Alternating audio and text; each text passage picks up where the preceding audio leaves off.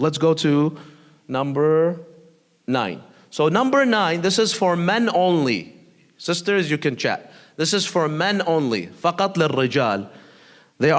Men are not allowed to wear any clothing that is sewn. لبس المخيط.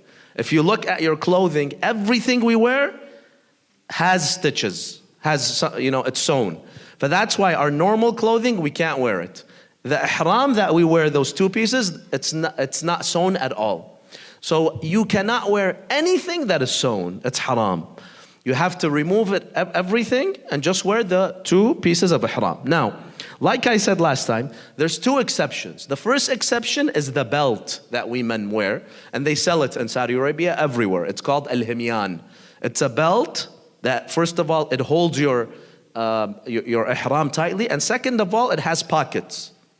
So this is something that everyone will need. They sell it everywhere in Medina. You can buy it from there.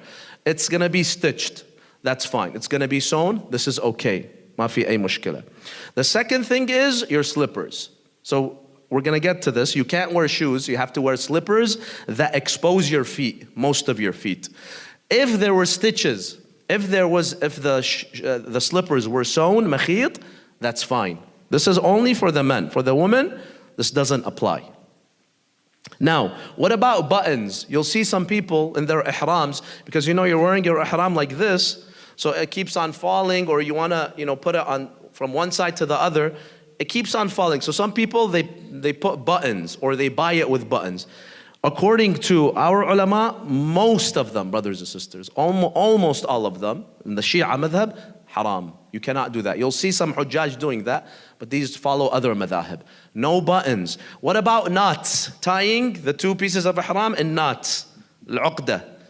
According to the majority of ulama, no, you're not allowed to tie it either. طيب. Now what you can do, one second, what you can do is you can use pins. Those pins, the small pins, but I wouldn't recommend that. Khalas, just leave it naturally on your back, and it's just 2.5 days. It's not the end of the world. Yes.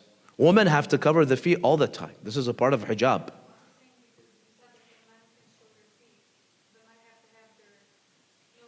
Yeah, this is for men only. So anywhere you see men only, this doesn't apply to women. Yes, of course. The women have to cover their feet in front of men. But if there's no men, like they're in the tent or they're in their room and there's just women, no, they don't have to cover their feet. But for men, they cannot cover their feet at all. Always has to be exposed. Even when they're so when they're sleeping, with a blanket, it's okay. But you can't wear anything. Someone else had a question from the sisters? طيب. نعم.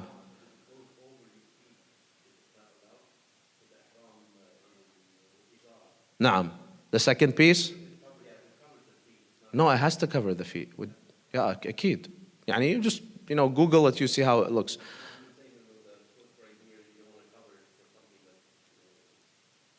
No, that's fine. Yeah, you should cover all your body. One, you put it on your shoulder, and then the other one, you just wrap it around you. You see how Yemenis wear the wizra? Kind of like that. We have any Yemenis here can demonstrate? Don't worry, it's going to be very easy. There's millions of people doing it. So for men, once again, no underclothing, underwear, undershirt at all. It should just be the 2 pieces of ihram.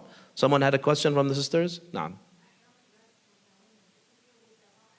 Yes, this is all for the men. For women, there is no special attire. The only thing, they cannot wear harir, silk. That's it. They can wear, yes, it's recommended they keep their clothing very basic, white, مثلا, like a jalbab, like a abaya or something like that. That's white. But these are all recommendations. So for women, there isn't a special attire that they have to wear. It's only for men. Naam.